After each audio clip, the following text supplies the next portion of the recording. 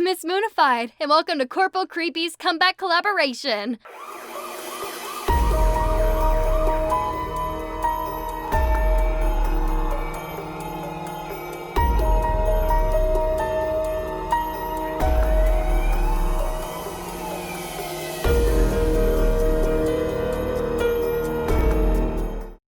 I awoke to the boisterous sound of thunder clapping right outside my house.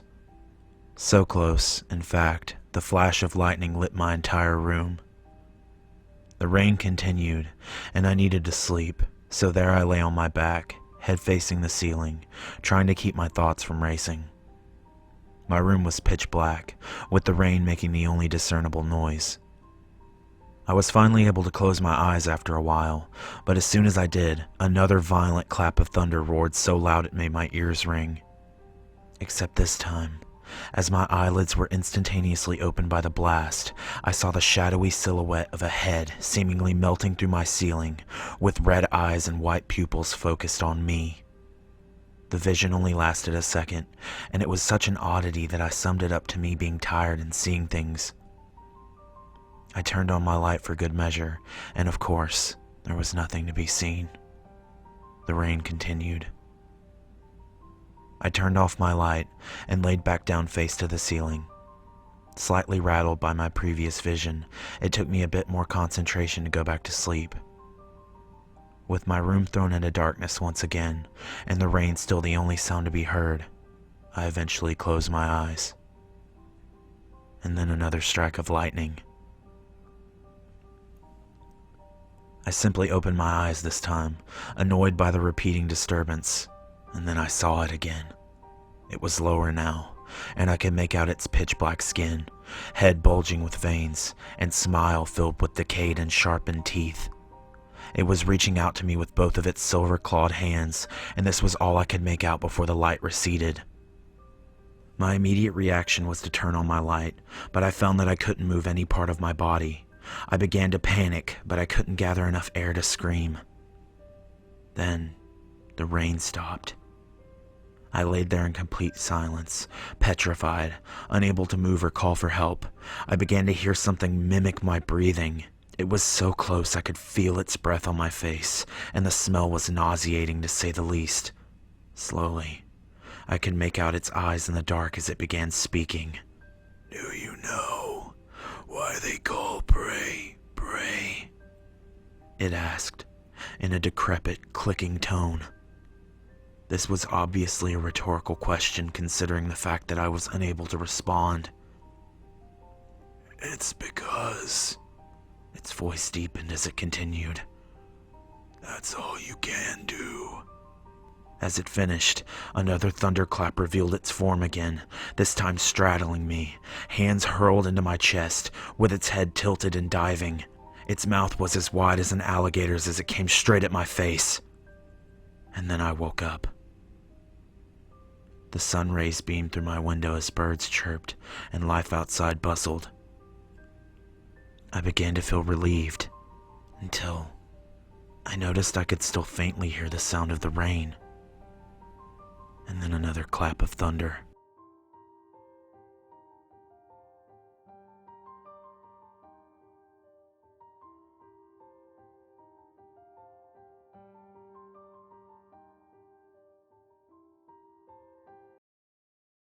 Hello, my wonderful little souls, trapped in the demon portal.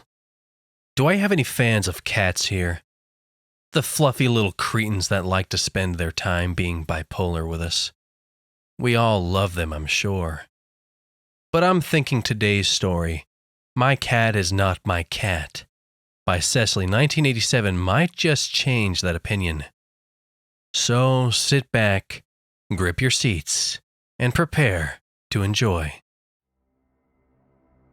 Jet took his place atop my Xbox like he always did. I thought I had broken him of this in the past. His fluffy, fat body would clog the cooling vents, making my Xbox overheat and shut off. But he stood atop the struggling console staring back at me with his unblinking feline gaze. Any other time this would just be slightly annoying. But I had a growing suspicion this cat was not my cat.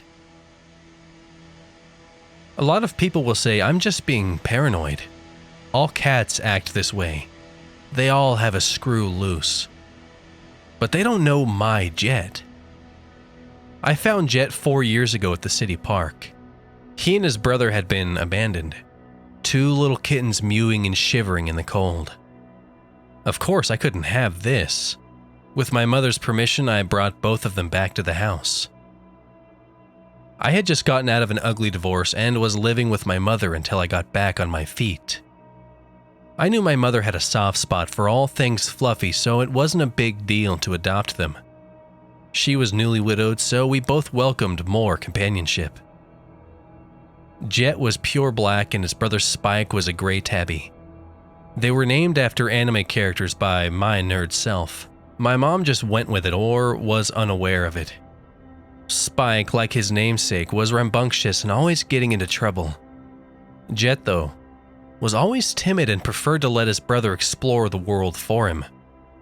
They both grew to be rather large cats. Jet bigger than his brother, which made it all the more comical that Jet was the wimp of the two. I lived with my mother for another 1.5 years. At first, Spike was my favorite.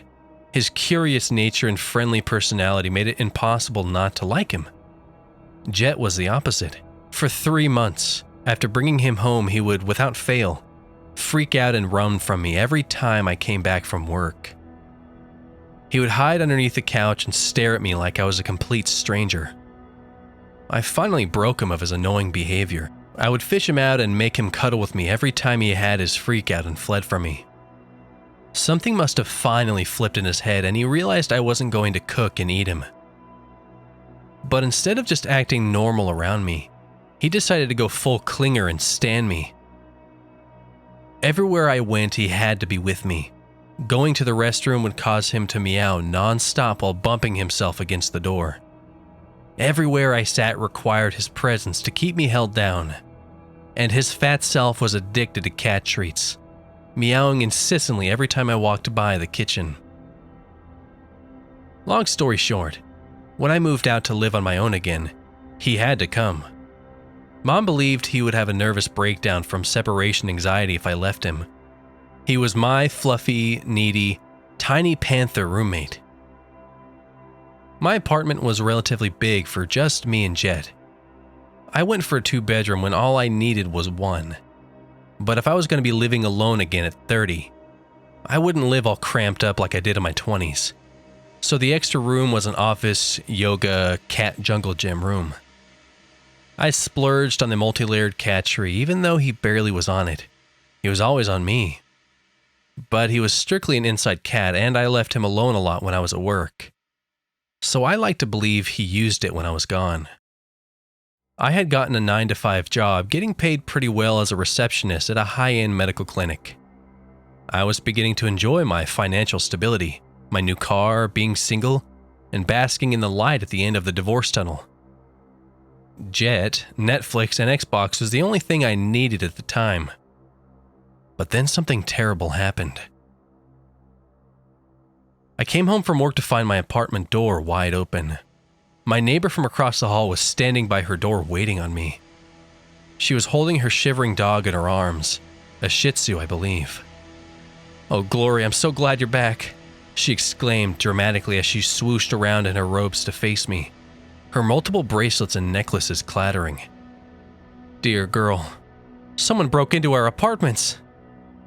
I dropped my purse by the doorstep and looked inside. A little dumbstruck on how to proceed. Good thing my neighbor continued her story after her purposeful dramatic pause. "I called the cops already, dear. They have already been by. They told me you can contact them if you find anything missing." I turned to her, Ella I think her name was, and asked, "How long ago was this?" "About an hour and a half. The cops left about 30 minutes ago. They left me with a card with the lead officer's information."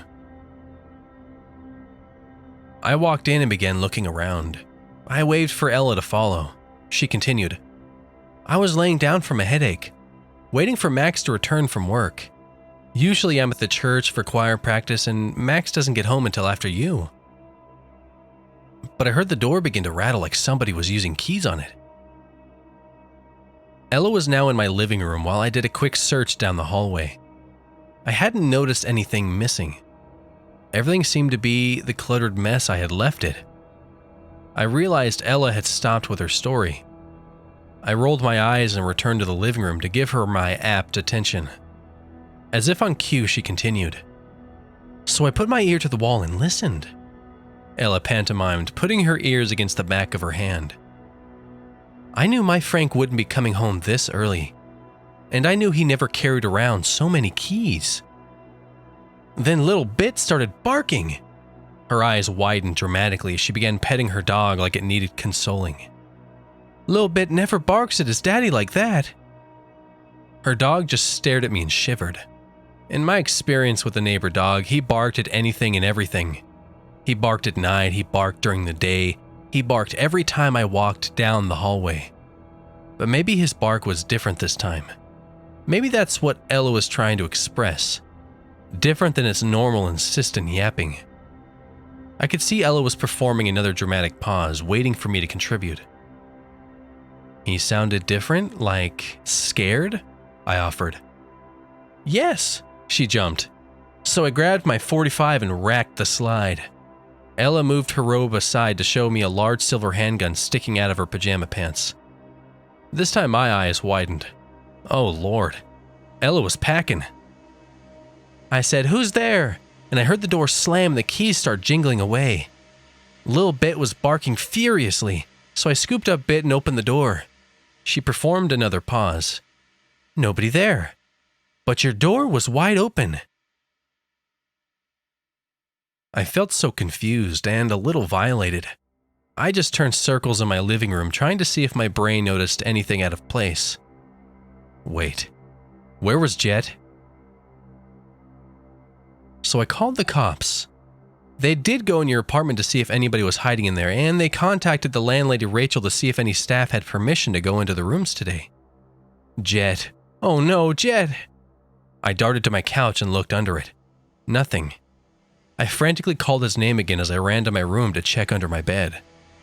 He wasn't anywhere. There wasn't a lot of places for him to hide either. I ran back into the hallway in a panic. Oh honey, I forgot about your cat, Ella exclaimed. She began looking around her immediate area like Jet could be hiding right under her feet. I felt like I was going to hyperventilate. Who would want to steal my cat? No, that idea didn't make any sense. Nobody was stealing cats, somebody just broke in and Jet ran away like the big wuss he was. But usually he just hid up under my bed when frightened. Why did he run out? I felt tears begin to well in my eyes. It was just too much. The violation of my privacy, the thought of a stranger digging through the few of my remaining belongings. Now my cat was missing, either stolen or running scared around the neighborhood. He must be so scared. Before I realized it, Ella was at my side comforting me. She must have seen my breakdown incoming. She led me to sit on the couch as I began to sniffle. I never saw your cat escape, but I wasn't watching the door the whole time. I walked away to get my phone and talk with the cops. We sat and talked for a while. She helped me calm down and come up with a game plan. She let me hold her dog as consolation. That's when I realized I liked my new neighbor. It's Lori, by the way, I said during a lull in the conversation. Ella looked at me questioningly, then embarrassment covered her face. Oh my God, dear, I've been calling you the wrong name all this time. I smiled and laughed. It's okay. It was never a big deal, so I didn't want to embarrass you. Besides, I kind of thought it was cute. I replied. Ella laughed and said, I had a sister named Gloria and I'm getting old. Just answer to both of them for my sake, please. I handed Ella back her dog and gave her a quick hug. I'll answer to anything that sounds close. Now I need to search the neighborhood like we talked about. Jet could still be around. After I said goodbye to Ella, I grabbed a flashlight and headed outside. It was already close to 8 p.m. I was on the 3rd floor of the complex, but the hallways were open to the outside with stairways leading straight to the parking lot. with no walls to separate the outside from the inside. Cool air blew through the hallways and my feet echoed off the cement floor. I made it to the ground floor and called for Jet, looking under and in between parked cars for a black cat hiding in the dark. I had been at it for about half an hour when I noticed a maintenance van idling towards the back of the building. I heard the jingle of keys as 2 maintenance men came down the stairs carrying something. 2 more apartments after this. Mistress is making quick progress. More than half already. The conversation stopped as both men saw me. They were carrying a rolled-up carpet between them, but something heavy was clearly weighing it down, slumped in the middle. Both men were gigantic, at least 7 foot and over 250 pounds. They both were sweating profusely, their tan uniforms darkened by sweat. What shocked me the most is they both looked the same. Twins? It had to be. The only difference between them was one man had a fresh scratch going down his left eye, swelling it shut. "Ma'am?" one said as they hurried past me with their heads turned down. I should have asked if they had seen Jet, but something told me not to. They loaded the carpet into the van, all the while throwing quick glances at me. Of course, my mind went to the morbid. It looked like they were sneaking out a body wrapped in a carpet. But how cliché could you be? Maybe I've been watching too much Criminal Minds. I retired back to my room shortly after. The whole thing had drained me physically and mentally. Sadness crept in as my head hit the pillow. My poor little guy was all alone out there.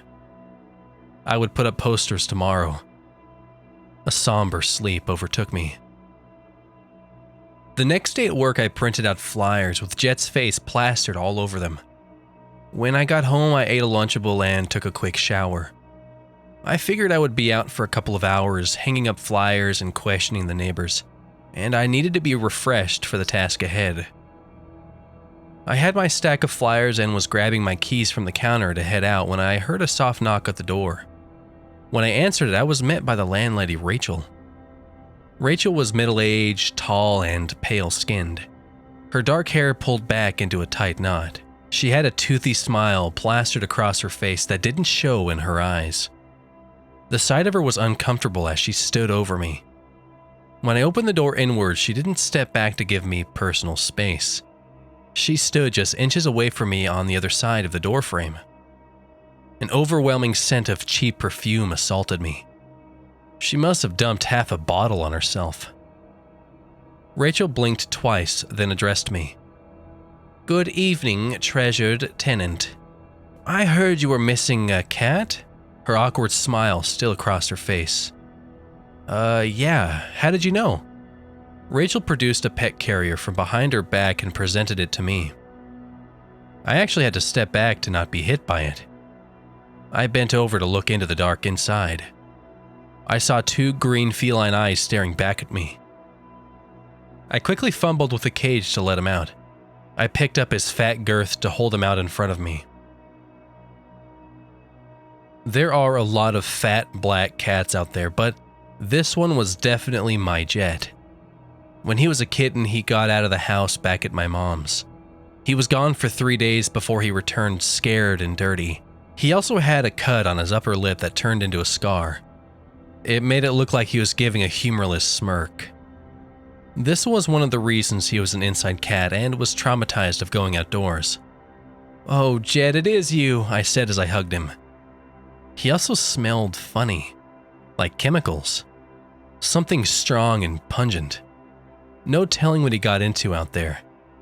I would have to wipe him down with a whole box of wet wipes.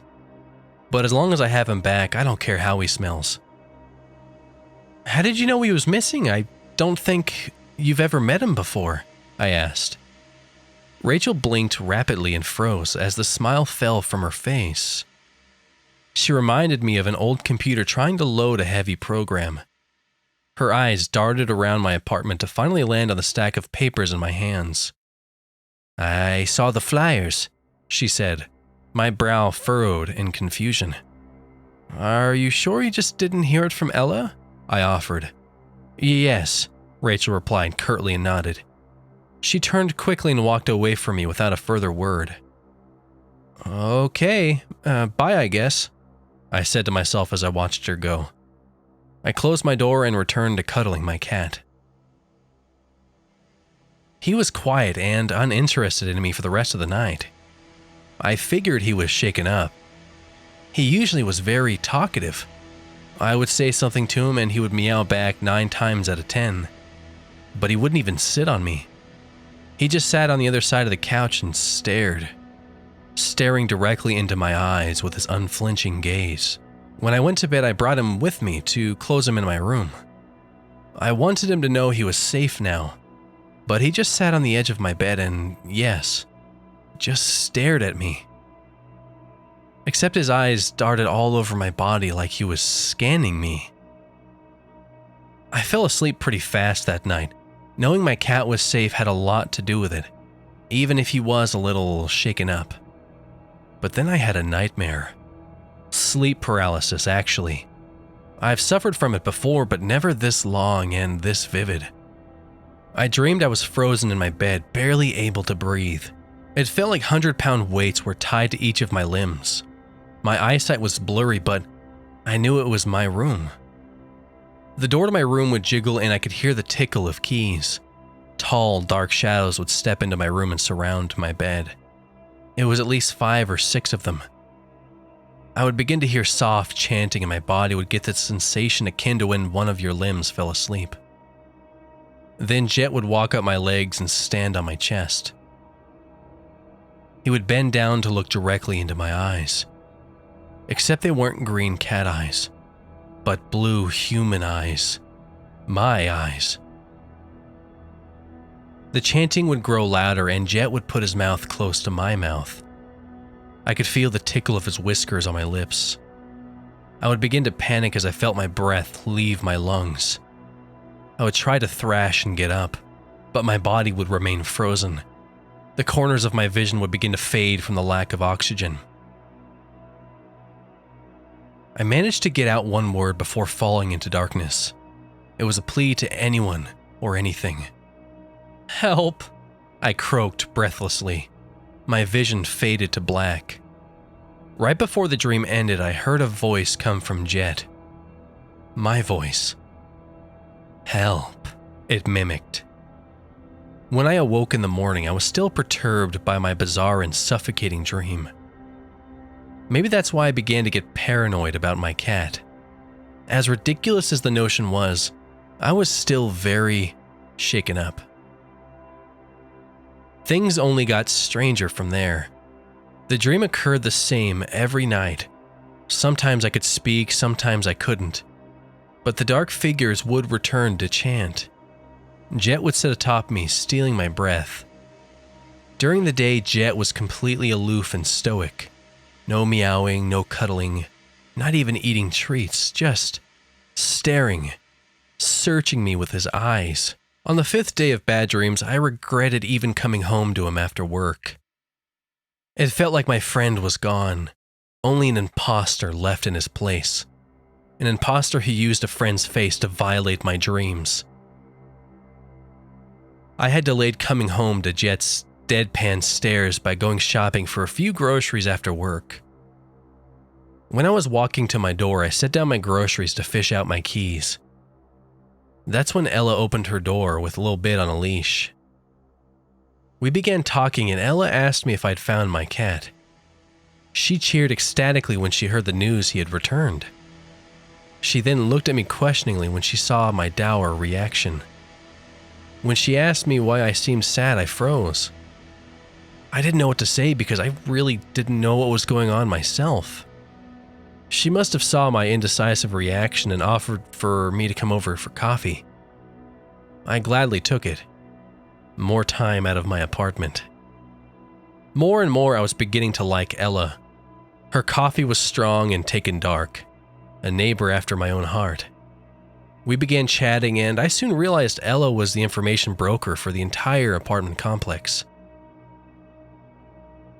"Weird stuff has been going on, Glory," Ella exclaimed over the top of her coffee mug. "First the murders, then our apartment's being broken into." I almost choked on my coffee. What murders? How do you not know? Ella asked, incredulously. The Washingtons at 111. Maxwell killed his wife and child. Whoa, I replied. I didn't know any appropriate reaction to news like this. They've been here for 20 years. Max is an engineer. His wife, I think, was a teacher. Their little boy was... Ella thought, 16 now? Did they say why he did it? Ella scrunched her nose. It was ghastly. In all the papers, he told the police they were imposters. Just came home and freaked out and killed them with his bare hands. They found him in the parking lot covered with blood, waiting for the cops. The poor boy and wife must have fought back because Frank was taken to the hospital for a while. I sat down my coffee. This morbid talk was making me feel worse. I had been over for about an hour anyways. I had to get back home eventually. I told Ella goodnight and she invited me to stop by anytime. When I opened my apartment door, Jet was standing on the countertop, just staring at me. I took Ella up on her offer to visit for the next couple of days.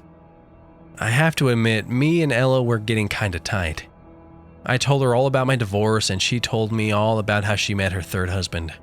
Ella had her ear to the ground, knew all the tea going on. She told me another tenant had come home to find their door open and 2 ferrets missing. Ferrets? Who the hell steals ferrets? I asked her if the pet mysteriously reappeared or was brought back by the landlady. Ella told me she would have to find out. We talked about how weird the landlady Rachel was. Ella said Rachel didn't always act weird. She was always quiet and used to live off-site. Now Rachel lived in the apartments and her 2 ogre maintenance men came with her. I told Ella I hadn't been sleeping well, and in the dead of night I would look out my window onto the parking lot. Those 2 identical maintenance men were always loading things into a van. Dead body-shaped things. Ella didn't react negatively to my train of thought. She actually looked like she was enjoying the prospect of a murder mystery, so I thought I could tell her what was really bothering me. I think something is wrong with my cat. There. It felt great to say. It felt so great that I unloaded everything. Ella just looked more intrigued, so I told her everything. How Jet's personality completely flipped. The crazy dreams, the way he watched me. Ella just nodded unjudgmentally and let my crazy flow out. I let all my worries out and I found I was out of breath at the end of my tirade. Do you listen to Coast? Ella said flatly. No, what's that? It's a radio broadcast that talks about strange things like what's going on here. It talks about UFOs, Bigfoot, purple-eyed shadows, black-eyed children, and doppelgangers. She put emphasis on the last word. Doppelgangers, I repeated. Ella, do you believe this stuff? Ella cocked her head. I would like it to be true, even the bad stuff. Even if just 1% of it is true, it would mean there is more to explore, more to discover. I almost laughed. So you want to believe? I asked. Ella just nodded sincerely, not getting my X-Files reference. I've experienced some unexplainable things in my life, and Frank has a terrifying story about black-eyed children. I'll have him tell it to you when he gets home. Oh no, I said, waving my arms. I don't need to hear that before I go to sleep. We both had a laugh and I grabbed my purse and stood up. My non-verbal cue as I was needing to go. Ella stood up with me and grabbed my hand with both of hers before I turned to leave. Frankie's changing the locks in the apartment tomorrow. Rachel will notice if I change the lock on the front door, but screw her. I want to feel safe in my own room. And he is also installing a camera for inside. She pointed along the roof of the hallway. If someone breaks in, we'll catch them on video. I can get Frank to do the same for you. I told Ella to price the camera and lock for me and I would think about it. I didn't know if I was fully ready to put on the tinfoil hat just yet, but at least I had options. So I slid into my apartment and fell on my couch, I kicked off my shoes and closed my eyes, but I could feel another set of eyes upon me. I opened mine to see Jet sitting atop my Xbox. So now you know my story, my paranoia, my sleep deprivation. I wondered if I fell asleep on the couch, if the nightmare would play out there. I sit up straight. I fish around in my purse to pull out a new collar with a bell on it for Jet. I was tired of him sneaking up on me. Maybe hearing him coming would let me feel a little more in control. I slid the red collar over his head. He hates it. He shakes his head furiously and paws at it, jingling all the way. "Oh, so you do show emotion," I say dryly before I turn to head to my room. Like a responsible and very tired adult, I'm in bed by 9. I fall asleep slowly. I was in the twilight between consciousness and unconsciousness when I hear it. The bell on the collar. It jingles loud and I hear an impact. The sound of the collar hitting a wall. Oh well, I think. Dummy must have just ran into a wall. But it sounded like it was thrown, like it wasn't attached to a fat cat body. Maybe I should go look. But I feel so good in my bed. Sleep is about to take me. I'm just barely awake but not recording anything. Then I hear it. A chilling sound that makes my hair stand on end. A sickly female moan, and it's close. My eyes open and my heart starts pounding. I lay frozen in bed, unwilling to move. Maybe I dreamt it. A dream you swear you hear out loud. I hear the subtle sound of my fox leather couch cushions rubbing against something. Was somebody on my couch? And I had to check, or run to Ella's. I get up and slowly walk down the hallway. I see Jet's red collar snapped in half and laying at the end of the hallway. I smell a pungent chemical smell wafting by me. I slowly make the corner to peer into the living room. What I see freezes a scream in my throat. Sitting on my couch is a naked, slim, white female with dark hair matted over her hanging head. The woman is slimy, with patches of dark fur matted in blotches all over her body. The woman looks up to stare at me with green eyes, and with my face. She stares at me unblinking. When she finally blinks, her green eyes turn to my blue eyes. I can't believe it. This is crazy. It's a dream. Oh God, please let it be a dream. Where is Jet and why does this girl look exactly like me? I refuse to think Ella was right. My double stands and looks at me. She absently brushes off the clumps of black cat fur. She stares at me, then looks down at herself. Stares at me, then down at herself, comparing my body to hers. What are you? I demand. She looks at me and copies my facial expression, an expression of terror. What are you? She repeats back to me in a low pitch. What are you? She says in a slightly higher voice. She smiles and perfectly parrots back to me. What are you? Nope. That is enough. I turn and run to my door. I reach for the doorknob when it begins to turn on its own. I hear keys jingling. It opens and 2 enormous maintenance men shove me back into my apartment. They stand as guardians blocking my exit. Without a word they part and Rachel strolls between them and into my living room. What is going on? Why are they here? Help me, I beg. Help me, copies my doppelganger. From behind me, Rachel smiles and turns to nod approval at my copy. I begin backing away from all of them towards the far corner of my living room. I'm glad you matured so quickly, Lori, Rachel chimes. Thank you, mistress, my copy replies. The copy points at the ground and says excitedly, We can use the carpet she already has here. Yes, good, Rachel replies. She turns to the twin giants and says coldly, Put her down. One of the men begins to slip tight leather gloves on, and the other pulls a thin wire out of a back pocket. They both begin to stalk towards me. their massive frames blocking any chance of running around them. I back up against my window. I turn and look out. Maybe I can jump. I start pulling on the bottom of the window. It's sealed shut. Then I see it. I almost half expected it, and all hope flees from me. The van is outside idling. My hearse is waiting for me. I feel powerful hands wrap around my neck from behind. The blood flowing to my brain is stopped. At least it will be quick. Before the life leaves me, I hear Rachel. I need you to work fast, Lori. Only the neighbor woman. Ella's end.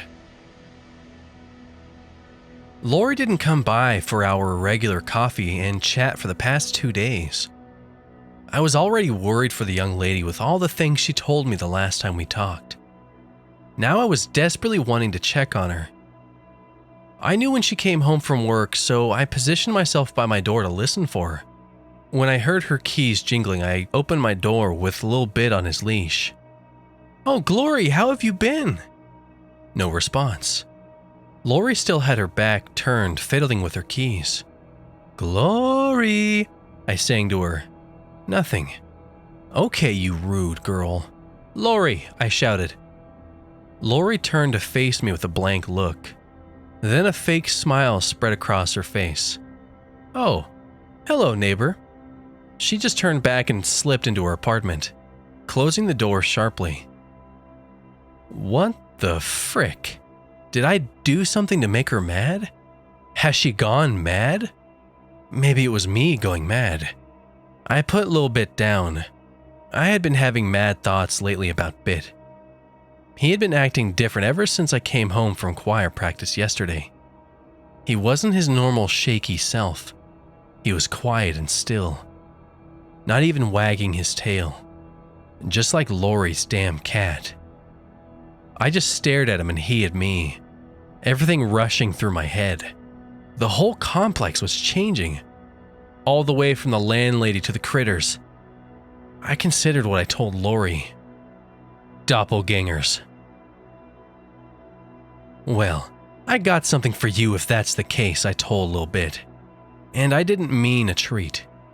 He just sat and stared.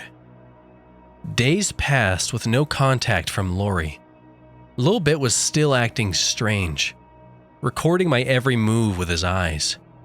I didn't have any dreams though, but 2 Ambiens at night may be the cause of that. It all came to a head a week later. I was taking my afternoon nap when I heard it, the jingling of keys at my bedroom door. I removed my sleep mask and looked at the door. "Who's there?" I shouted. I knew Frank was at work and he had the correct key to open the door anyways. There was a long quiet pause, then Lori's voice spoke up. "It's me, Ella. I need to talk. Open the door, please." I desperately started searching for my phone. I bought more time by asking, "Why didn't you ring the doorbell?" "Oh, I did." Lori gave a fake laugh. "You didn't hear it? Let's visit like we used to." I found my phone and pulled up the app that showed me the feed of my hidden camera. Thank God my Frank was paranoid and tech-savvy. I pulled up the feed showing down the hallway from my room. I gasped in terror. Lori stood by my door with a giant ring of keys in her hand. Behind her loomed the 2 monstrous maintenance men in their tan uniforms. They were hunched forward like football players waiting for the snap. Further behind them, I could see Rachel in the living room. I squinted to make out a 5th figure in my apartment. "Oh Lord, oh no," I exclaimed. It was me. Naked as the day God made me, peeking over to look down the hallway. I was right. They were changelings, doppelgangers, mimics. Lori quietly knocked and said something else. I didn't hear her. Grief had overtaken me. This means my friend was gone. I opened my drawer and retrieved old Roland, my .45. I slid the slide back quietly to rack around. I spoke over it to cover the telltale sound of metal on metal. "I can see you, you bitch. You're not Lori. I can see all of you waiting to pounce me. The real Lori knew about the camera. Fake Lori looked up into the camera and sighed and continued in a cold voice. We will get in, Ella. The longer it takes, the more painful it will be for you. You and Frank are the last ones. No one here will help you. Oh God. Frank was still normal. I had to get help for him. I may be lost, but maybe I could save him. If I did enough damage, caused enough commotion. There was a heavy blow to my door. Twiddledee and Twiddledum were pounding on it. They would be through in less than a minute. I canceled the app and dialed 911. I whispered my apartment address 3 times to the dispatcher and hid the phone under the bed. The top of the door caved in, and a muscled arm reached through to grab the doorknob on the other end. They will have to clear the bed to get to me. I got them stacked up. Mag holds 7 and there's 5 of them. They don't know I have a weapon though. They are cocky and overconfident. Why would a little old lady be packing heat? Maybe 2 bullets each for the big guys. Yeah, the math works out. Or maybe 1 for each and 3 for Rachel. The door busted open and the goons rushed me. I leveled the gun at the first one's head. Maybe I kill them all. Maybe the gun jams and they get me. They're all on video and the cops will come when they hear the screams regardless. But God, I pray I get to punish at least one of them. They took my friend, her cat, and might take my Frank. But this is not the worst of their sins. I scream as I squeeze the trigger. They took my dog. Thank you for the very warm introduction. I'm going to be performing a story called Jury Duty, posted in the nosleep Reddit by Always Sunny though. You know the look people give you when something tragic has happened to you? The look to say, I'm sorry about what happened, and I don't know what to say to you. The look that also says, tell me everything. That's the look everyone has given me these last couple of months. My friends, my colleagues, people who recognize me from the news reports. They want me to confess, tell them how it happened. Everything I know, but they don't ask. Social etiquette and all that. And I won't tell. It's my confession. In hindsight, I probably did know something was wrong, but not that. Not what happened. How can I explain that to them? Without them reacting, without them telling the police. But my confession sits inside me, like a cabinet full of plates, pushing on the doors, waiting to spill out and smash noisily on the floor. So, here it is. My crash confession. It started when my twin brother got the letter. Jury duty. I remembered we were so excited, like it was our rite of passage into full adulthood. We've only moved out of our college dorms and graduated 6 months before, so we'd moved out together and we're both only just starting our post-grad jobs. But this seemed like it was the next big thing after taxes. I was even a little jealous he'd been called and not me. But I guess I'm glad now. Obviously, we weren't allowed to look up anything about the case. Had to let it unfold. We'd never even been in a courtroom before. So it was exciting. We had to get together a week before the first hearing, a couple of friends over, you know. We were trying to guess what they'd done, the defendant. We went through everything from art theft to murder. We couldn't have foreseen what the real charges were. The day came and I booked it off work to meet him after the hearing. I had even been tempted to sit in the gallery, but we decided I shouldn't. The rules on how to be a jury member were confusing, and there was a lot of stuff about not discussing the case, so we thought it was best if I waited for him. When he came out, I was sitting in a cafe a couple of blocks away, sipping at a coffee.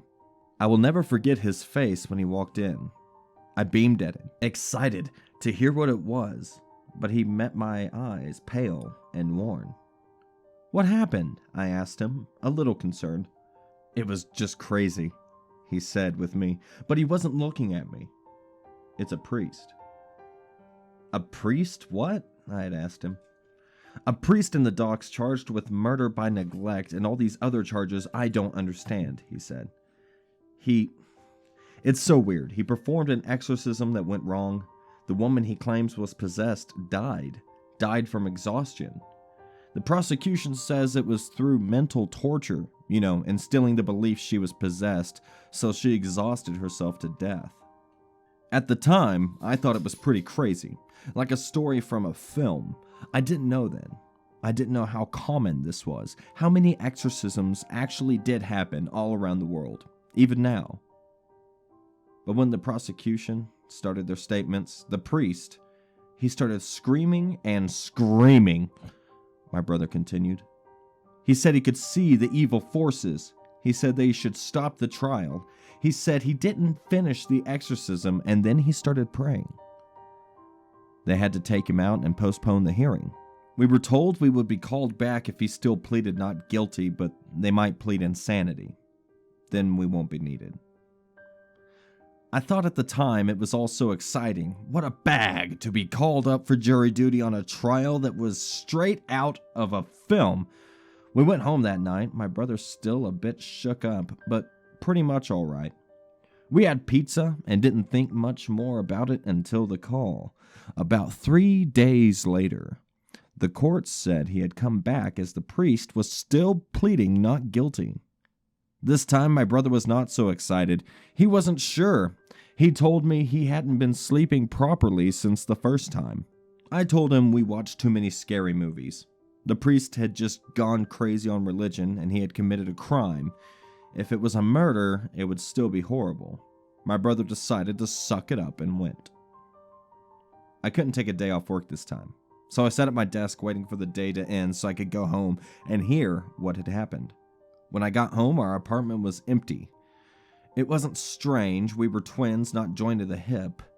I turned on the telly. My eyes widened. The case my brother had been called on was on the news. Looking back, I hadn't realized, really, what a media frenzy it had turned into. This time, the news reporters explained the defense was calling on the Vatican City to prove the legality of exorcisms as part of a religious practice. I laughed. It's the 21st century. Murder is murder, I thought. But the priest looked so distressed going into the courts, not fear for the ruling. The fear on his face was for something else. The reporter then explained he'd had some sort of breakdown in the docks and had to be taken out once again. The evening went on. It got to 9 and I couldn't understand where my brother could have gotten to. I texted a couple friends. I hadn't heard from him either. Just as I was getting worried, the door opened and slammed shut. I went into the hallway, but my brother went straight to his room. Through the door, I asked him if he was okay. A muffled voice came back. He was okay. After that, everything changed. Really, that was the day I lost my brother. The jury was throughout at the next hearing. The defense had decided to plead not guilty by way of insanity, and this was settled on by the judge. I half-watched the rest of the news coverage with the kind of curiosity you have when you pass a car wreck on the highway. But I was more worried about my brother. He never left his room until late at night. I'd go to bed, and then I'd hear his bedroom door slam, and then the front door. This went on for days, until after a week of hushed conversations with friends on the phone, and my pretending to be normal, I got a phone call from my brother's work. They hadn't heard from him either. Not since the first day of the trial. That night, I stayed up in my room and waited. It must have been 3 a.m. when I heard him leave the apartment. I waited a while to make sure he didn't just come back, and I snuck into his room. I could feel my heart and my chest. Anxiety, though I don't know why. As I opened the door, the first thing I noticed was his computer monitor was on, buzzing and sounding out white noise.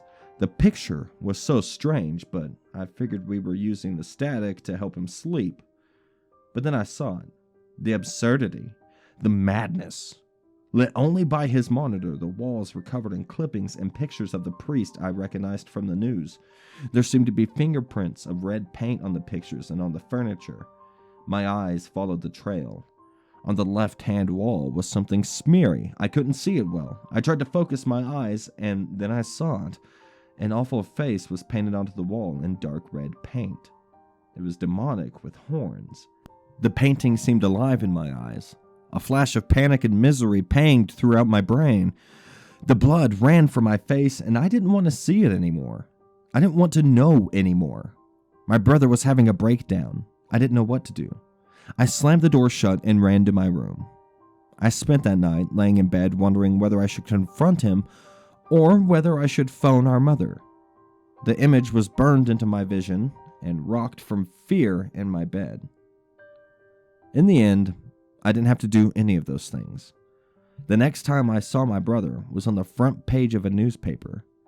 The headline read, "Jury member attacks murderer priest." My brother had stalked the priest while he was in holding. Just as the transport took him to the gates of the institution, my brother came out and stabbed him 5 times in the chest. The priest died. My brother? He was admitted into that very same institution. He's mad. The doctors don't know what's wrong with him. PTSD, schizophrenia, they do not know. When I got the call, I went to see him. It wasn't my brother anymore. His eyes were bloodshot. His skin, a color I can't describe. He was whispering, cackling. His voice, it was different. I haven't been back. Our mother goes every week, but she doesn't talk about him. We don't want to talk about him. I didn't tell the police what I knew, what I'd seen. When they found his room, I pretended I didn't know. They would blame me, tell me I should have told somebody, but I didn't. But I keep looking into the case. I've even looked into possession. I don't know what to believe anymore. But I do know one thing. I've lost my twin. And that's my confession.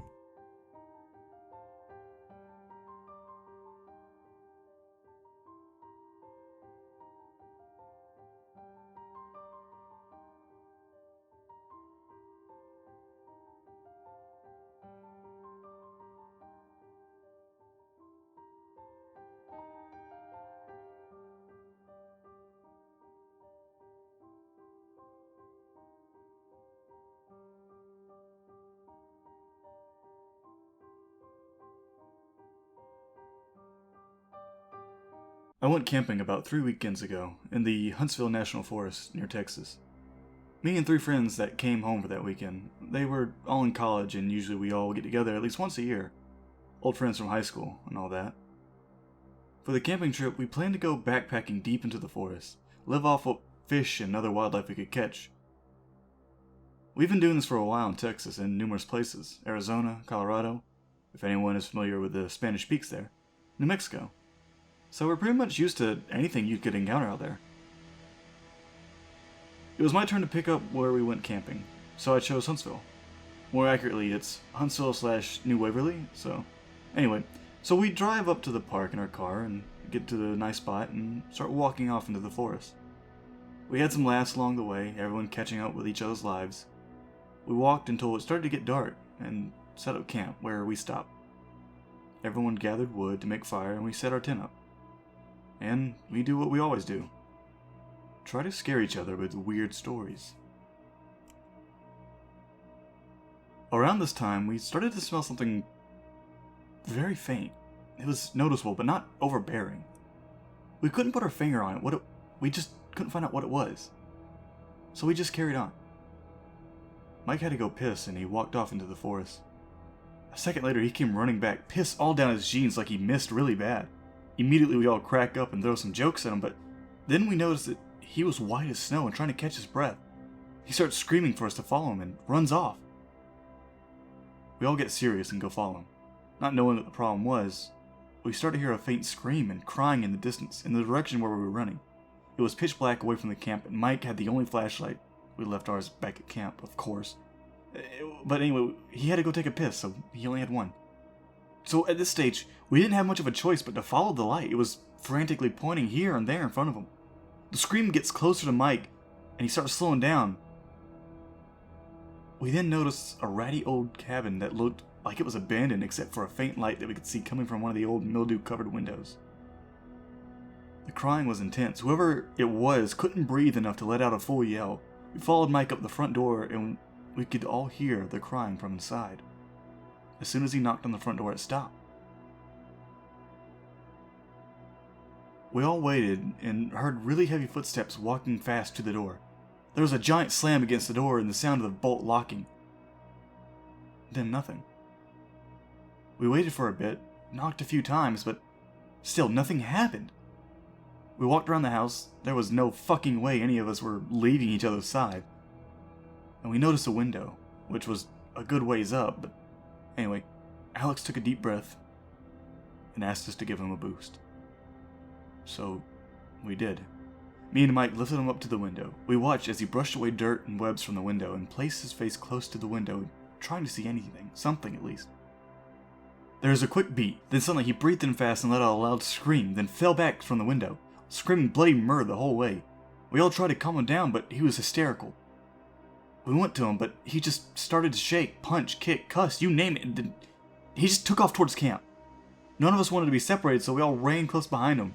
We caught up to him and grabbed him and set him down. The fire was dying, so I grabbed some nearby wood that we collected and added it to the fire. My hands were shaking, and I had to do something. I went back to Alex, and we all tried to calm him down, but he wouldn't. He just kept screaming, and he was breathing so hard that eventually he fainted. All of us are terrified now, and we all kept the fire high until sunrise. Periodically, Alex kept waking up, screaming just like before, but by sunrise he looked catatonic, just mumbling to himself and whimpering. Me and Mike decided to go look at the cabin now. It was daylight, but anyway, we searched where we thought it was, except there was nothing there. Nothing at all, and the indistinct smell from last night had grown into a very strong smell of something dead and stale. We headed back to the camping site.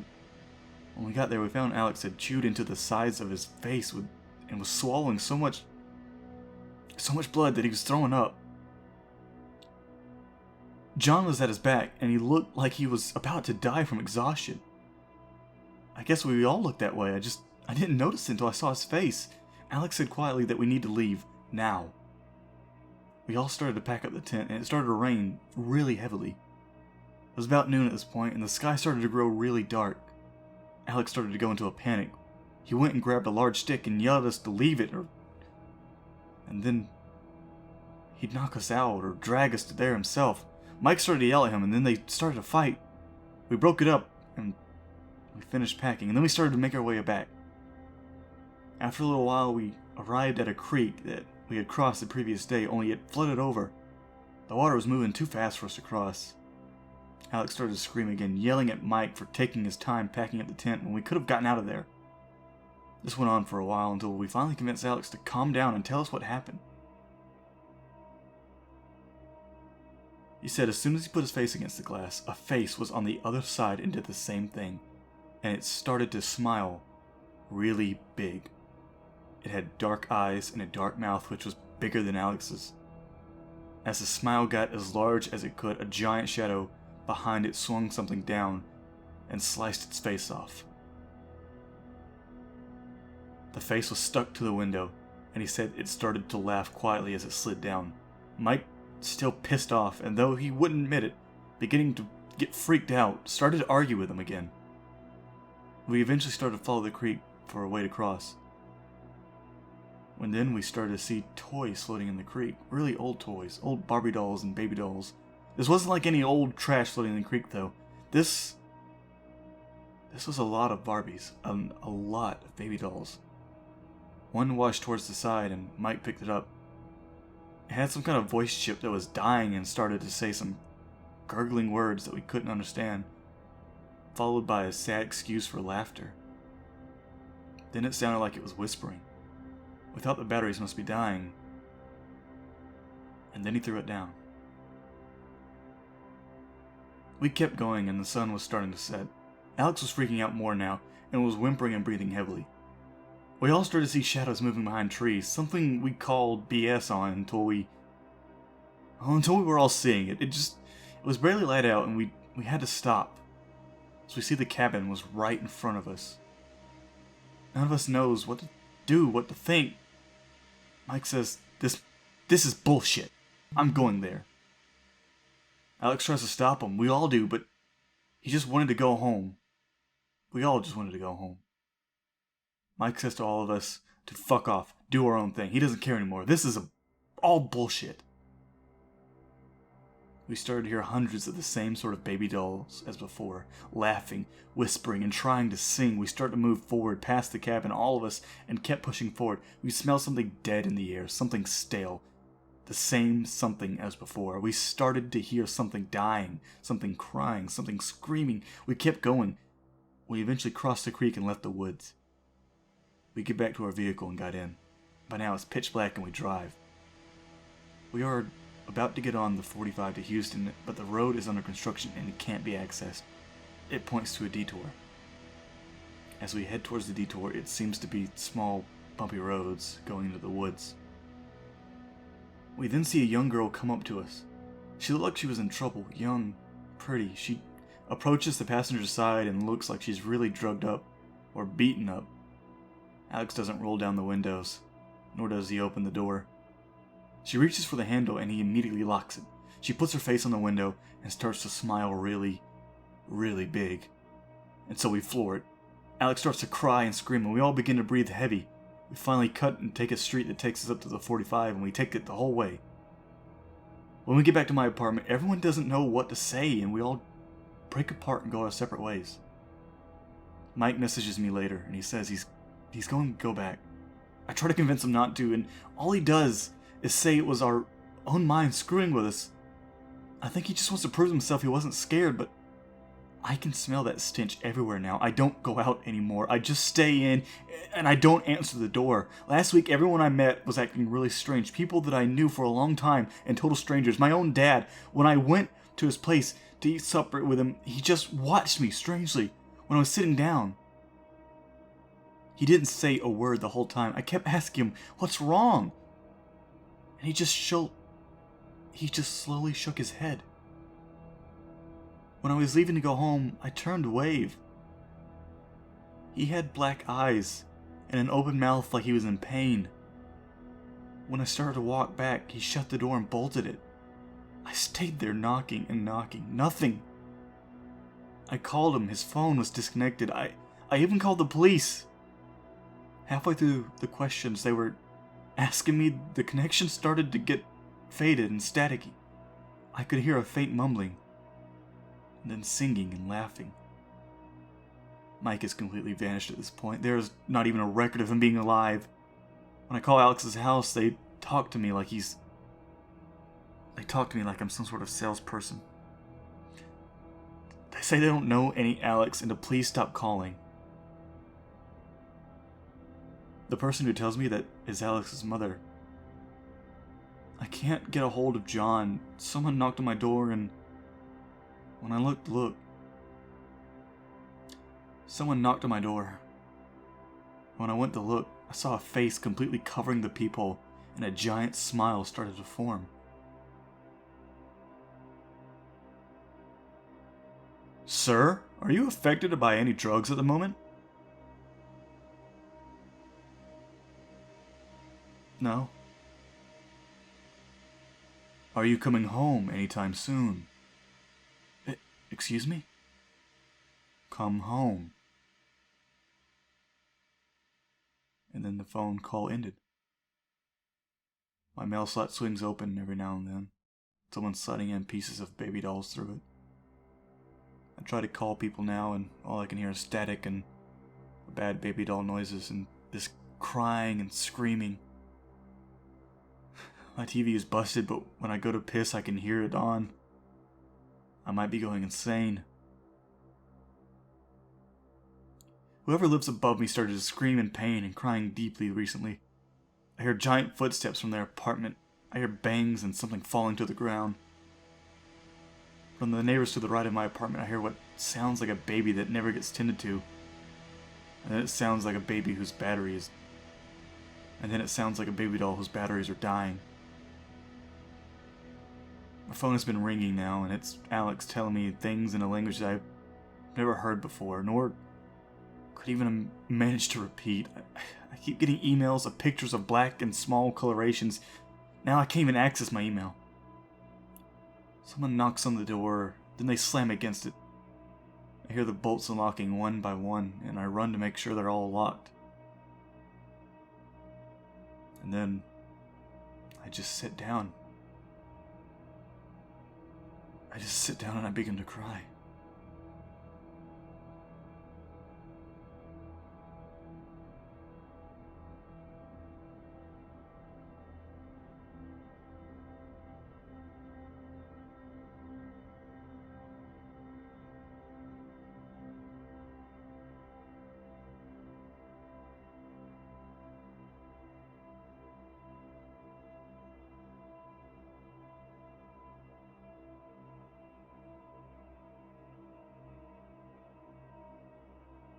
I'm interrupting this broadcast for a special report. Folks, this is Dave Barton here, and I apologize if my voice sounds a little strained tonight. Falling Pines is a small town, but some of you might not know Dr. Henderson. He's the guy in charge of the radio observatory up the mountain, and several hours ago he called to say he had big news, something I had to hear. Now, of course, I told him that I'm just the overnight DJ for our little community radio station, not a reporter, but he wouldn't take no for an answer. So I decided to humor him and drive up to see what had gotten him so agitated. When I reached the observatory, I found Henderson's grad students. They were, well, everywhere. At first I thought they'd been mauled by animals, but when I saw their eyes plucked out, their skin peeled back, and worse, I realized no animal could be so intentionally cruel. A closer look didn't help my stomach. As far as I could tell, each of those students had done those things to themselves. Only Dr. Henderson was still alive. By the time I found him, slumped down on the floor, he only had one finger left, his pinky. I think he'd eaten the rest, because he was licking his lips and staring at his little finger as if all he could think about was popping it into his mouth. But he was fighting himself, trying to bring it closer to his face while his other arm held it back. Lovely little shrimp. He just kept saying, lovely, lovely little shrimp. When he noticed me watching in horror, his face fell. He looked sad. And then as we both watched, his hand drifted up. Henderson struggled even more then, desperately straining to pull back the last remaining finger and bite it off, but he failed. The finger pushed a button, which played a transmission the observatory had been receiving. How can I explain what I heard? I can't. The transmission was from minds. Minds roaming through space. Vast and overwhelming minds too big to comprehend. Too far beyond us to fully understand what they want with I'm sorry, everyone. One of them reached into my head and I can't hold it back anymore. The pressure is driving me to... I can't. There. It's done. You're patched in now, monster. You'll get transmitted through the loop and sent on and on and... Oh my god. Lovely little shrimp. Henderson wasn't talking about his fingers. He was talking about us. Our minds are like krill to them. Tiny, insignificant things to scoop up and feed on. I understand now. You will too. You'll all see. They feed by sifting through the wavelengths of electromagnetic radiation. Like the one you're listening to. Please, can I die now? Yes?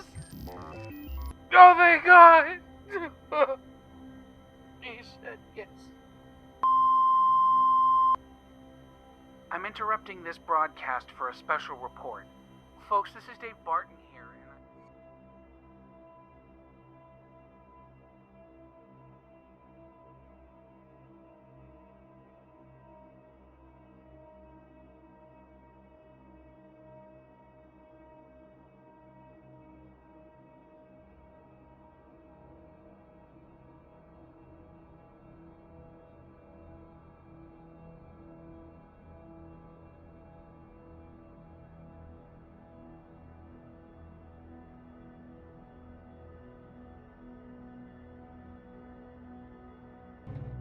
Last year, I was hiking in Virginia. It was a planned 2-day hiking trip. Late into the first day, one of my friends grew ill and decided to turn back. My second friend joined him just in case it got worse. They told me to go on, and seeing as I had been looking forward to the trip, I did. As evening approached, I came upon a clearing in the fields. On a table, surrounded by tools and several cans of spray paint, was an elaborate dollhouse. It was large, perhaps 3 feet tall. Its walls and windows were open, as if it had just been built and was now drying. The lingering smell of spray paint was still hanging in the air. On the back of the house, a photo was fixed. It was a family picture, perhaps taken in the 80s. Everyone looked very uncomfortable, like they didn't want to be taking the picture, or were forced to. They didn't look scared, just very uncomfortable. I left it and continued on so that I might reach my planned campsite by nightfall. The wind picked up considerably. In the distance, I heard a branch give and fall, crashing to the forest floor. I found my campsite, but I was still a bit unnerved by the dollhouse in the middle of nowhere. I realized I didn't want to camp out in the open where whoever was working on it might stumble upon me. I had one of those little one-person tents that just stood tall enough for one person to lay down in it. I set it up behind a tall stand of brush, one side blocked off by a tall stand of rocks. I was glad for this, because not only was I now hidden, but the rocks effectively blocked the heavy winds, which had now turned cold as the frigid air tumbled down from the mountains at night. The sound of the wind-churned forest was relaxing, and I think I fell asleep right away. Have you ever been woken up by a loud sound, and you weren't really sure what it was exactly, but there was some remnant of it which echoed in your mind a moment after waking? This is exactly what happened to me sometime later in the pitch dark. I had the sensation that someone was near. I listened quite intently, trying to hear over the wind. I heard a man's voice somewhere in the distance, harsh, rapid, and then became softer. He was too far away from me to discern what he was saying, but close enough that I could hear inflection and cadence. It sounded like a crazy person scolding himself, then his voice became softer and answering. As I listened, his voice grew louder and louder until I could hear his clumsy footfalls crashing towards me. He walked right by where I was camping, several feet away from the brush that concealed me.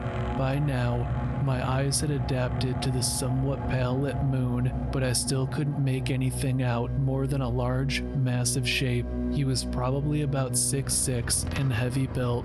He was carrying something long beneath his arms, a rolled up tent perhaps. He was very angrily talking about someone's face and how it haunted him. His voice then became childlike, and his conversations with himself turned to the topic of cheese and crackers. This dude was clearly off his rocker. That, or he was high on something really good. After a moment, he continued on, his voice receding until I could no longer hear him. I slept little that night. At first light, I booked it back to the way I came and went back to town. I noticed that the dollhouse was not in the clearing when I passed by. Whoever that stranger in the night was, I'm glad we did not meet. I'm obligated to say I'm a longtime reader and first-time poster. Here's a bit of background. I'm a 17-year-old male working a minimum wage job at a movie theater. It's a small, family-owned establishment in New Jersey. It's nothing like Regal Cinemas or AMC. It's in an okay neighborhood, but a lot seems to happen in this area of the township. So, this happened on my very first day of working. I'm behind the register, learning how to ring up customers' food. My trainer leaves me to help a few customers, sensing I've got it down, which was a bad idea. A gentleman walks in. He was balding and with what appeared to be snot dripping down from his nose, and a lot of it too. It was greenish and shiny, and in his hand he had one of those probiotic milkshakes. He then walks right up to me, and he completely ignored the customer who I was interacting with. Hey, Van Dam, look at me. I start looking around, and he was clearly speaking to me, and that was definitely not my name. "I'll help you in one moment, sir," I tell him. He then calls out, "I'm off my meds now. I ain't crazy, Van Dam." This guy is getting more and more agitated, and then he was scowling me. I'm getting more and more uneasy, and none of my coworkers are in sight. "I'm sorry, sir. I don't know you. If you keep calling me crazy, Van Dam," he interrupts, "I'll take you behind the dumpster and break your fucking legs and your fucking jaw and dump your ass there. I know when you get off." Now I'm clearly shaken, and the customer left, also disturbed. Thanks, man. But before I can even think of what to do or say next, the guy walks off, and then he starts smacking an arcade machine, and then he was trying to talk to a father and child across the room. I hear him say something about the meds. Right as my trainer walks back in, I tell her the story, and she asks the man to leave. He seems hesitant, but he does as she asks. Needless to say, I didn't walk alone to my car that day. So weird smoothie man, let's not meet. So I live in an apartment complex right next to a 7-Eleven, literally a 2-minute walk from my door. So since all of this quarantine lockdown mess, I've been staying up later than usual until maybe 2 or 3 most nights. So last night, a little bit after midnight, I had a taste for some chips and decided I'll just go across the street to 7-Eleven, which I usually go to regularly. So I make my way over, and on my way, I had to pass this man who was browsing on the Redbox kiosk. I don't think much of it. I go inside and get some snacks. I pay and then head out the door. As I'm coming out, the Redbox man is literally staring dead at me with these scary, bright, light blue eyes. But not wanting to freak myself out even more, I say to myself, maybe he's zoned out and deep in thought. I also wander into La La Land myself sometimes. I was trying to make myself a little more comfortable having to walk past this strange man again. So I'm heading back to my apartment complex, which on this side of the street has a creaky gate door. I realize as I was walking, I never heard the door slam behind me that I usually do. I look back and this man is right behind me, not close up on me, but still definitely following. Once again, I'm trying to ease my mind. I'm thinking he must be also going home, but I also noticed he didn't have any disc in his hand. For as much as I knew, he was at the kiosk the whole time while I was in the store, taking my sweet indecisive time. So not wanting to come off scared, I keep my same pace, but I probably should have sprinted because fuck being nice. Anyways, I'm literally just a few steps away from my door, which is upstairs, and the man randomly calls out to me, "Hey, do you have a lighter?" And out of instinct, I turned my head to the fact that I knew someone was speaking to me, and I responded, "No, I don't. I'm sorry." I didn't want to just go up my stairs because I didn't want this man to know exactly which apartment I lived in, so I was planning on walking around until I lost him. But he asked another question. "Could I use your bathroom?" I tell him no, sorry, my roommate probably wouldn't be comfortable with me letting in someone this late. I don't have roommates, but I damn sure am not letting this man get any ideas that I live by myself. I keep walking, but this man was still following me. I simply ask him, "Do you live around here?" And he tells me that he has a buddy and that he was supposed to meet him across the way, but maybe he fell asleep.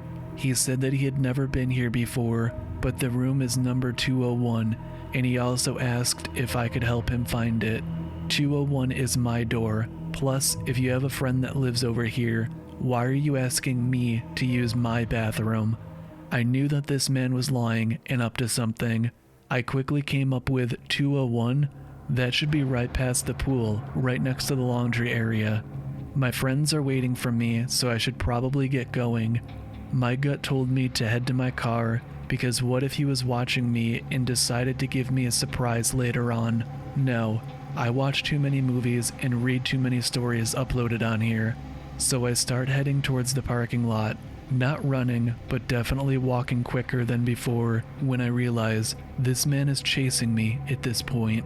I hurry up and pull my keys out of my pocket and get in my car and immediately lock the door. The man starts pounding on my driver window and tells me to open the door, bitch. I can't help but focus on those creepy blue eyes, but I also noticed he was reaching in his pocket. I start my car before I can see what he's pulling out. I just heard a pop, but I didn't give a fuck at that moment. As long as I could get out of his fucking presence, I drove maybe 5 minutes down the street to this Arco gas station and called the police. Waiting on the phone for the police to arrive, I noticed what the popping sound was. This wacko popped my back tire with probably a switchblade. Of course, when the police arrive and they went to check the area, the motherfucker was gone. They did question the 7-Eleven clerk, and he let them know what the man had been up to. He was there a few times a week and has never been a problem, but he was obviously homeless. I'm still shooken up about what went on last night, and I'm going to chill on these late night trips to 7-Eleven for a while. To the fucked up Redbox man, let's not meet again. But if we do, I have a taser for that ass, and it's on its way from Amazon. Try me. This happened when I was around 12 years old. It was the middle of the night at my house. My dad would work the graveyard shift at his work. Since it was the weekend, I stayed up most of the night. It was somewhere between midnight and 1 a.m., and my dad had told me to lock the doors and go to sleep, which I did. I went to my room and finally went to sleep, but only for about an hour. At around 2 a.m., I woke up to the sound of knocking on my back door. It scared me awake. After taking a few moments to process what I heard, I decided it was probably just my dad knocking on the door. Maybe he forgot something.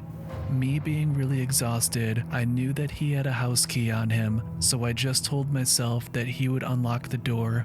The knocking continued, and it was pretty creepy. But then the next thing that I knew, the knocking stopped. And then it started again, but at a different location. Someone was knocking on the window in my kitchen. I continued to assure myself that it was my dad. I didn't understand why he couldn't just unlock the door himself. I felt pretty freaked out, so I wasn't answering the door. If anything, my dad would call me to open the door on my phone, which was next to me. The knocking started again at another window. I was terrified now. I was too scared to get up and check who it was. The knocking wasn't stopping, and the next thing that I knew, the knocking moved to my front door at a harsher level too. That's when it hit me. I couldn't move. I was frozen in fear, and I couldn't scream or talk or move any muscle. My heart was dropping as the knocking moved to another window, closer and closer to my bedroom window where my curtains were see-through. I still couldn't move. I didn't know what to do or say. I can only say that my fear was consuming me. I moved my eyes over to the window, and my heart stopped when I saw a man peering through my window. A tall man with a dark ski mask. I could hardly make out the details because it was so dark, but I think his mask had some sort of skeleton design on it. He tilted his head slightly. I tried to scream, but nothing came out. I closed my eyes very hard and told myself that it wasn't real over and over again. I opened my eyes, and then there was no one there. I sighed a relief until I heard a loud whisper tell me, "I'll cut you." Everything suddenly stopped. I couldn't move, not after that. I really couldn't sleep anymore that night. It didn't feel like a dream. I've never experienced sleep paralysis before, and everything felt so real. I don't know what happened, but I pray that I never have to experience that again. It was one of the most frightening moments in my life that I've ever had to deal with. I think it was real. I was home alone that day, so no one could back me up. But the following morning, I asked my dad when he came back home from work if he came back earlier that day and knocked on my doors and windows. He didn't.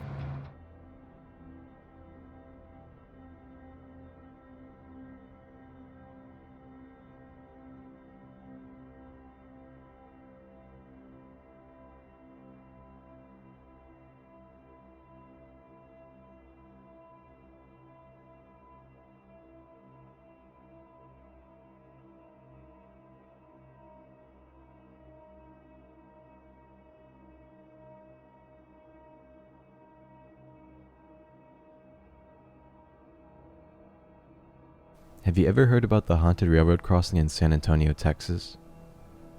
The story behind it generally goes as such. A school bus full of children somehow gets stuck on the tracks. They're not able to get out of the way in time and end up getting hit by an oncoming train that ends up killing all the young children on board. It's said that now their spirits haunt that particular crossing. Apparently, if you stop your car on the tracks and put your car into neutral, the spirits of the children will push your car forward and off the tracks.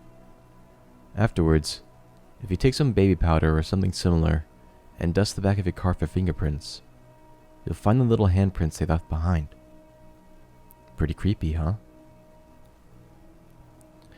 I first heard about this little haunted attraction when I was a kid.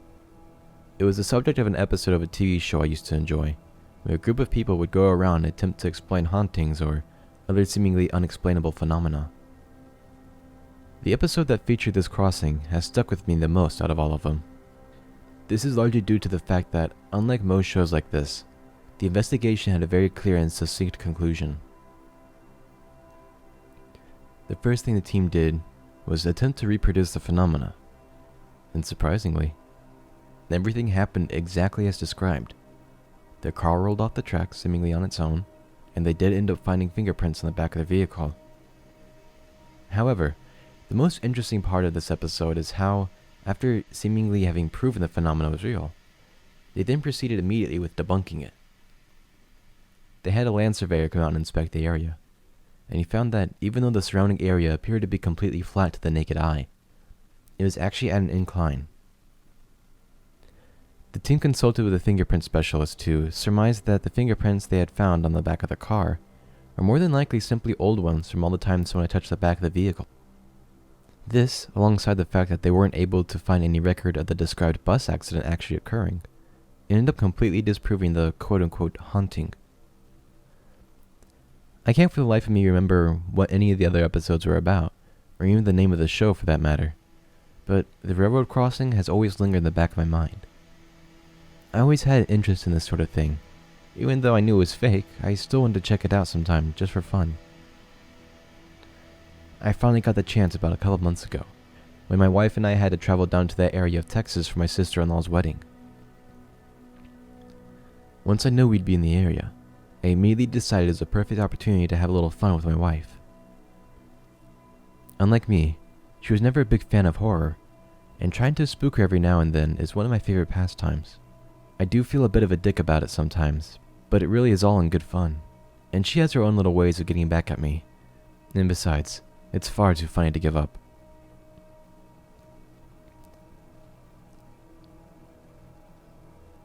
Over the years, she's gotten wise to my usual methods. It's not easy to spook her now. However, the added challenge just makes it more fun. The railroad crossing was perfect in this regard, since I really didn't have to do anything to get something spooky to happen. It was perfect. It took some convincing, but I was eventually able to get her to agree to go check it out with me one night. I could tell she suspected I was up to something, but she didn't push it. I didn't need to fake interest and excitement, as it was something I had long wanted to check out anyways. I told her why I knew about it, minus the debunking part, and I suppose she decided I was being genuine. As we made our way there, I told her more about the backstory of the quote-unquote haunting to set the mood. She scoffed a bit, calling the whole thing a tad bit cliche, but I could tell that she wasn't entirely unaffected. Clouds obscured the moon almost completely, and the headlights of my car seemed to be the only man-made light in sight for miles around. There was occasional street light, but either due to a power outage or simply poor maintenance, none of them seemed to be working properly. Eventually, we reached the crossing. It looked rather normal, if perhaps a bit old. I did my best to hide my eagerness as I parked our car directly on top of the tracks, turned off the engine and headlights. We weren't cast into complete darkness though, as there was a fully functioning streetlight some distance ahead of us on the opposite side of the tracks. My wife chuckled a bit, commenting on how mundane the crossing was. I simply smiled to myself, knowing that she would likely change her tune soon.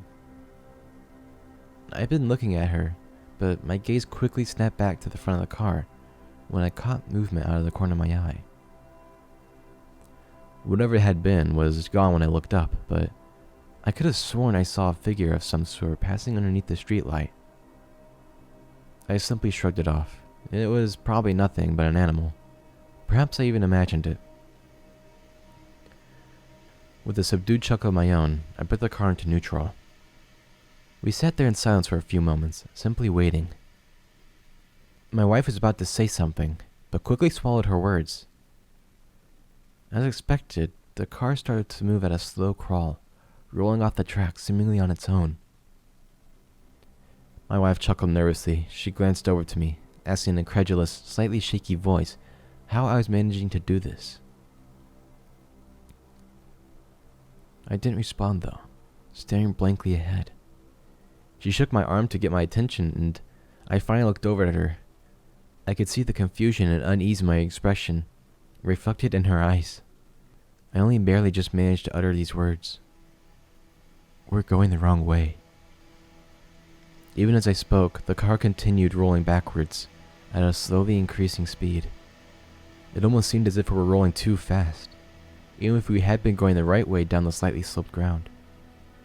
I found my gaze drawn back to the solitary streetlight in front of us, its gentle light receding into the distance as we traveled backwards into the inky black behind us. I started to panic. I tried to hit the brakes, but the pedal wouldn't do anything, almost as if the brake lines were cut. Turning the keys in the ignition wouldn't elicit anything from the engine other than a sputter. I struggled with the door trying to get it open, but the lock wouldn't budge. We were trapped, helpless. I looked back up toward the streetlight, but the solitary light in the darkness was simply gone. That couldn't be right, though. We haven't traveled backwards far enough or rounded any corners that would have made the streetlight fall out of sight. It should have been there. It was then a thought occurred to me, a thought I in no way wanted to entertain, yet clung stubbornly in my mind all the same. It wasn't that the streetlight had disappeared or anything like that. Something was blocking it from view. The car tilted forward slightly, the front shock suppressing as if something heavy was forcing the front of my car downwards. Even though this unknown weight was only a few feet in front of us, it was far too dark to make anything out. The car was still speeding up as well.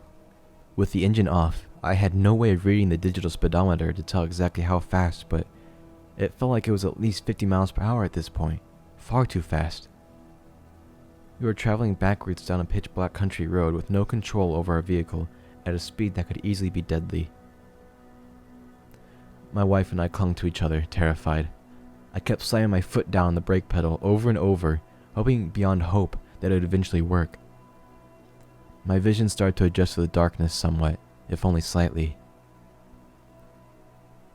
My eyes, stretching wide with fear, were finally able to make something out in the darkness. I could only just barely make out the shape of it. It was large, far larger than I would have expected.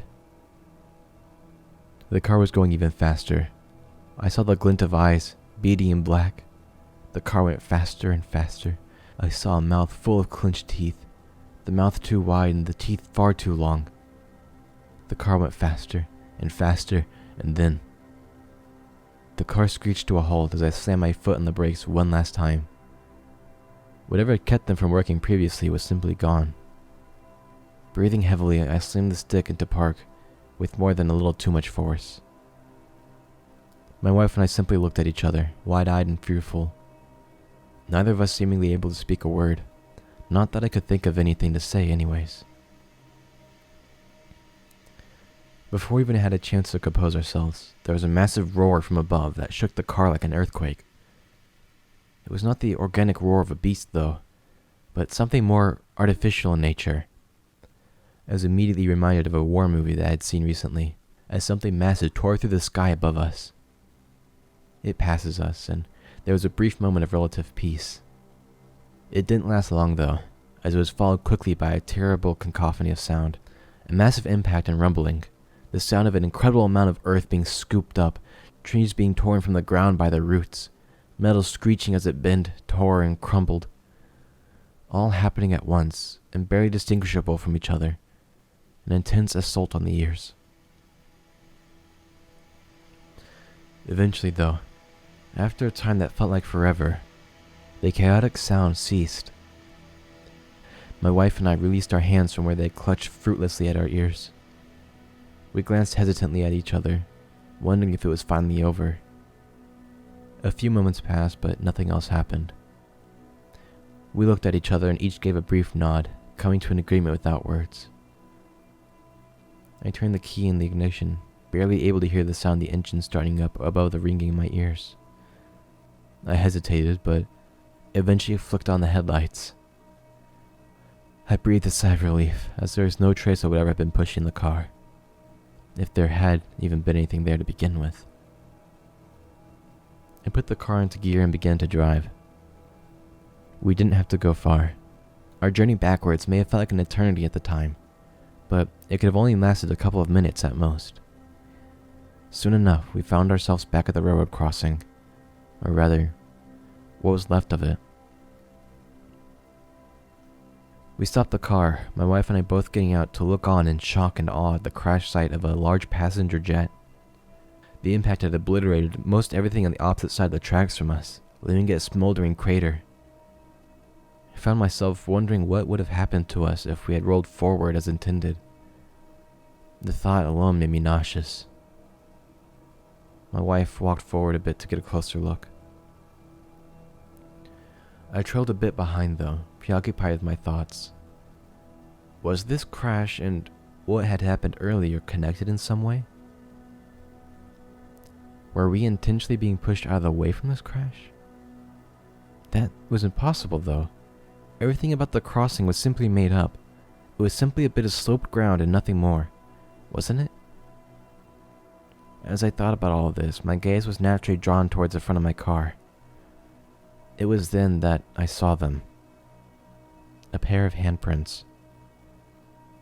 I didn't need baby powder to see these handprints though, as they left behind a black, soot-like residue all on their own. The prints were large and strangely misshapen, the palms being around 6 inches wide, and each finger stretching out nearly 1.5 feet in length. They alone were more than enough to deeply unsettle me, but the carefully scrawled words, written in the same residue just above the handprints, terrified me to my very core. I hastily wiped it all away with my sleeve, not wanting my wife to see the message our apparent savior had left behind.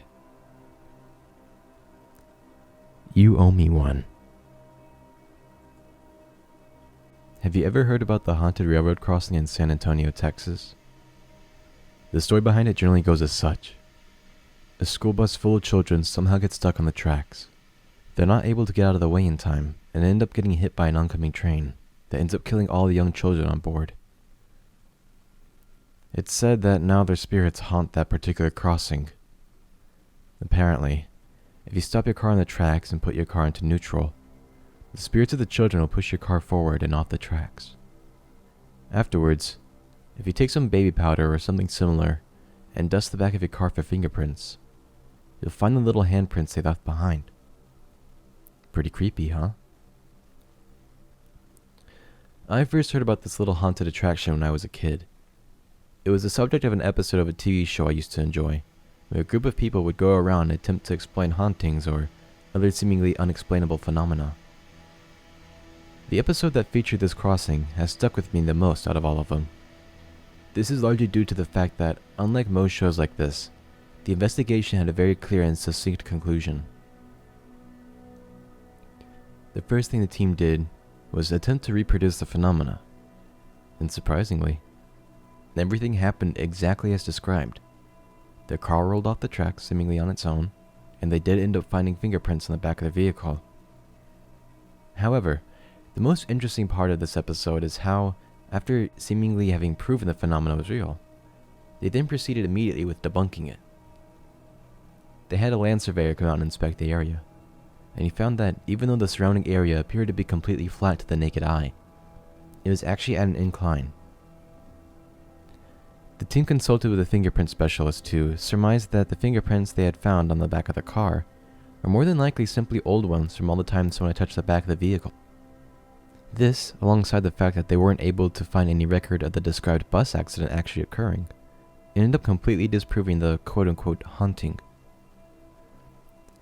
I can't for the life of me remember what any of the other episodes were about, or even the name of the show for that matter, but the railroad crossing has always lingered in the back of my mind.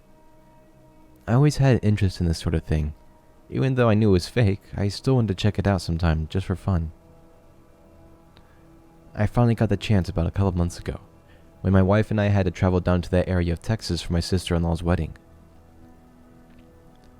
Once I knew we'd be in the area, I immediately decided it was a perfect opportunity to have a little fun with my wife. Unlike me, she was never a big fan of horror, and trying to spook her every now and then is one of my favorite pastimes. I do feel a bit of a dick about it sometimes, but it really is all in good fun, and she has her own little ways of getting back at me, and besides, it's far too funny to give up.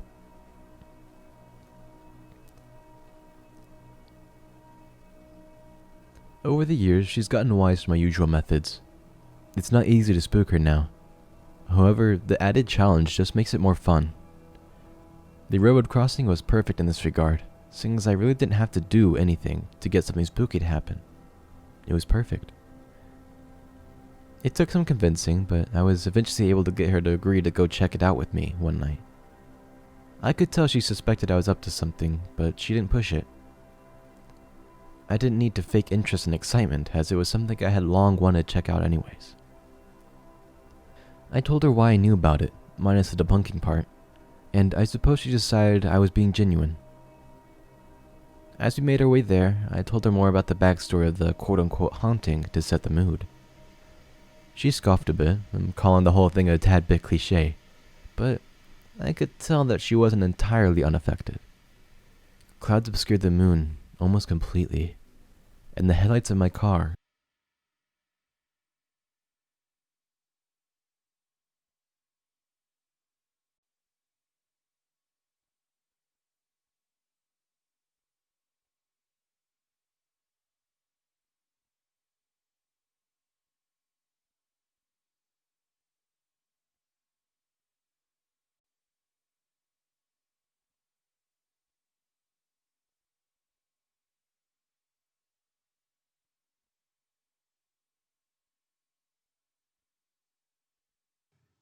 Everyone on this planet has a story of a time when they hurt themselves. It could be a time where they climbed a tree and fell just a little too high off the ground, whereas others could tell the story of a time they pissed off their cat just a bit too much and are left with a small scar from where the scratch marked their skin. These stories range from being ones you either cringe at from thinking of the insufferable pain, or laugh yourself to tears because the circumstances feel like a well-crafted joke with a masterful punchline. Fortunately, my best injury story is able to be told in both ways. It's a story that can make for a good stand-up routine, and a story that leaves many people horrified and astonished depending on the way I tell it. And because of the job that was assigned to me, I'm going to tell you listeners my story in the way I much prefer to tell it. This is the story of how I broke my neck.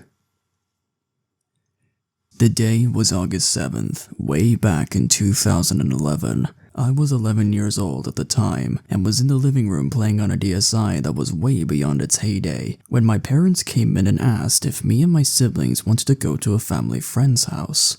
The family friend called my parents because close to them was a field full of hay bales, and the farmer who owned them gave their children permission to play on them, and they wanted others to join in on the fun.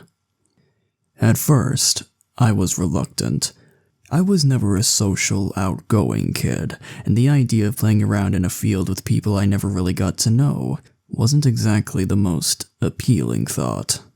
But my parents wouldn't have it, both because they wanted to have me socialize, and that I wasn't yet at that age where I could take care of myself if they were to leave me alone in the house. Knowing that arguing would just lead to the annoyance for everyone, I reluctantly agreed to go, and we drove off towards the house. To this day, I always wondered what life would have been like if I was a stubborn child just for that fateful day. We got to the house, said our quick hellos, and we got to the side of the field, everyone except me eager to play on the hay bales. The sky was gray and cloudy, and the grass beneath our feet was cold and damp. The field containing the hay bales was on a slope, One can make the argument that the field was more like a smooth hill than anything else.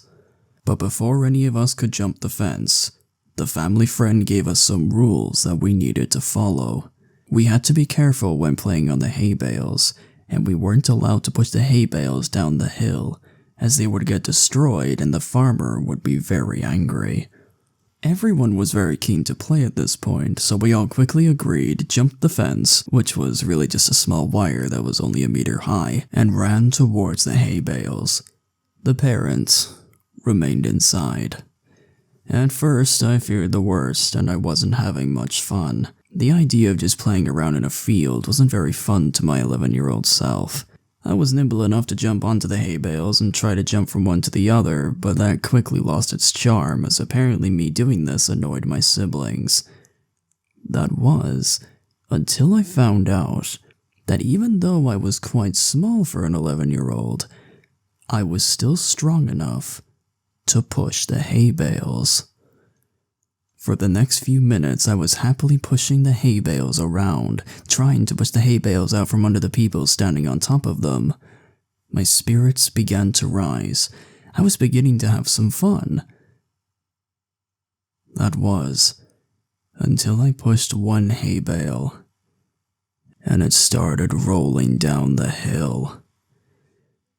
To this day, I wondered what exactly caused me to do the next action I took. Was it shame?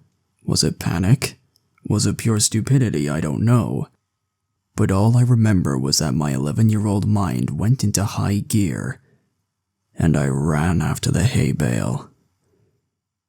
Everything happened in the span of a few seconds. 5. My legs picked up momentum. The bale wasn't far. Parents were still inside. 4. My pace quickened. I was running speeds I didn't even know I was capable of doing at the time, but the bale was also gaining speed. Parents still inside. 3. I passed it out and ran in front of it, turning to face the hay bale as I ran backwards for a split second. I remember the bale being far bigger than I initially thought. The parents were inside. 2. Fueled with adrenaline, I turned around and placed my back towards the moving bale, trying to stop it with all of the strength my tiny body could muster. I was sure that I could do it. 1. The very next thing that I saw was nothing. The smell of the damp green grass filled my nostrils, my head now in between my legs. The noise that pounded against my eardrums was a combination of both my back cracking all down my spine and my screams, high-pitched from the lack of puberty that had not yet entered my life. And all that I felt was indescribable pain. A pain that makes my body shiver involuntarily just thinking about it. I did it. I managed to stop the hay bale. And it stopped.